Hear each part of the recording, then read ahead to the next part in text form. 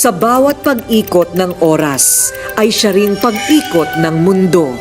Sinusukat nito ang bawat kabiguan o tagumpay ng tao. Pero marami pa rin ang tila hindi binibigyang pansin o halaga ang oras. Marami ang nasasayang na panahon at pagkakataon. Mga bagay na hindi na muling maibabalik pa. Sino nga ba sa atin ang binibigyan ng importansya ang usaping pinansyal o pananalapi kung saan nakasalalay ang ating kinabukasan? Maging mga pangarap ng ating pamilya, empleyado ka man o hindi, sa oras ng iyong pagreretiro, mangangailangan ka ng mga benepisyo mula sa ating pinagpaguran at pinaghandaan. Aasa tayo sa ating Social Security, pension at malaking ipon. Kung hindi, para itong isang bangungot na ikakabahala natin. Ang kwento ni Melay at Sonia, salamin din ng pinagdadaanan ng maraming Pilipino.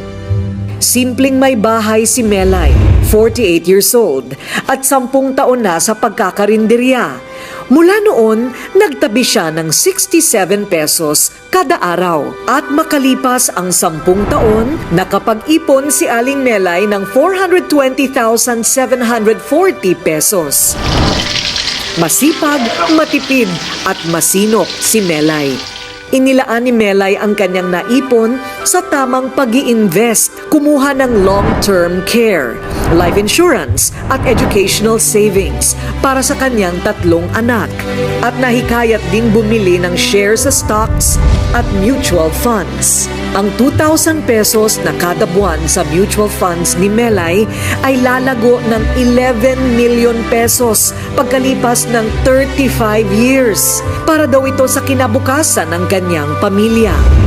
Nakabili na rin siya ng pampasadang tricycle para sa kanyang mister. Po, nung nawalaan yung trabaho ng asawa ko, may kunting naipon man ako, kaya nagluluto na lang ako sa karinderya. Sa awa po ng Diyos, okay naman ang kita niya. May nag-alok po sa akin ng Kaiser para po maganda daw yun sa kinabukasan po namin. Natatakot po ako kasi baka masayang po ang pinagpaguran ko. Kaya po nag-imbis ako ng tama. Nabibili naman ni Sonia ang lahat ng kanyang luho at lahat ng hilingin ng 3 anak, lalo na noong siya ay nasa ibang bansa pa. Dating caregiver sa Middle East, ang 50 anyos na si Sonia, isa siyang solong ina. Binigay ko yung gusto ng mga anak ko. Kung anong bago, lahat meron sila. Hindi ko naisip mag-invest sa life insurance or healthcare kasi hindi naman pumasok sa isipan ko. Kahit maraming gastos noon, nakakapagtabi si Sonia ng 70,000 pesos kada buwan o halos 840,000 pesos kada taon. Sa loob ng 5 taon, nakapag-save si Sonia ng 4.2 million pesos. Nagpagawa ng bahay at bumili ng magarang sasakyan. Pero hindi naisip ni Sonia ang mag-invest sa insurance, mutual funds at iba pang produkto na sisiguro sa kanilang future o kinabukasan. Natatakot ako at hindi ako nakapag-invest sa life insurance at unti-unti nang nauubos ang mga naipon ko. 2 taon nang nasa Pilipinas si Sonia, pero hanggang ngayon wala pa siyang kontrata palabas ng bansa. Unti-unti na ring nauubos ang savings niya sa bangko. Sa mga ganitong sitwasyon, kailangan natin ng mga taong magtuturo ng paraan na makaahon at magkaroon ng bagong pagkakataon. Gagabay sa mga desisyon, lalo na sa usaping pinansyal. Mapagkakatiwalaan at may integridad. Ang International Marketing Group o IMG ay eksperto sa usaping ito. Isang independent company na may mga produktong tutulong sa bawat Pilipino na dumaranas sa hirap ng buhay. Pilipinong gustong makawala sa utang at maging financially secure.